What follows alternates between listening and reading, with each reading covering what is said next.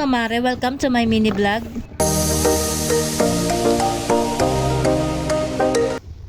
Dahil walang sked ng work ang inyong kumare ay ako ang nakatoka sa pagluluto ng aming pang-ulam sa ngayon.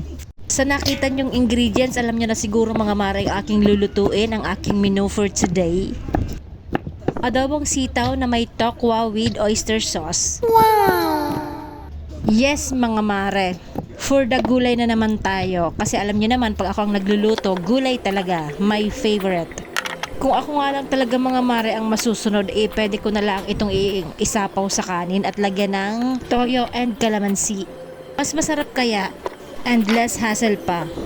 Siyempre mga mare, bago ako magluto, kailangan gayatin lahat ng mga ingredients, di ba? And bago ako mag-proceed sa aking paggigisa, uunahin ko muna aring tokwang iprito.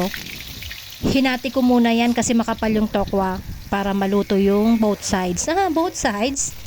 At pagkatapos maprito yung tokwa, gagayatin ko yan into small pieces.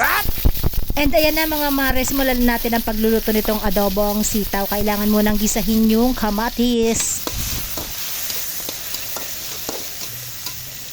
And syempre lalagay ko na yung sibuyas at bawang. Pagsasamahin ko na para hindi sila mag-away kasi hindi sila pwedeng maghiwalay.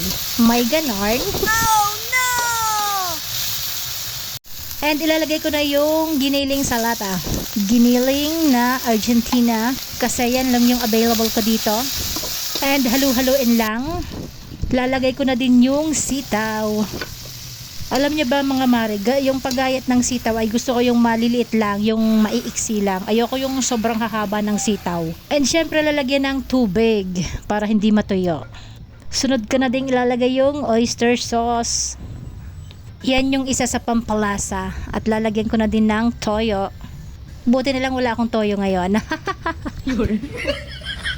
And then syempre yung magic syrup. Magic syrup, baka naman. At hindi mawawala yung asin. Maging maalat na kayo, wag yung aking niluluto ha. This time mga mare, ilalagay na natin yung naiprito kong tokwa. Aking hahaluin muna para mag-well combine yung lahat na ingredients.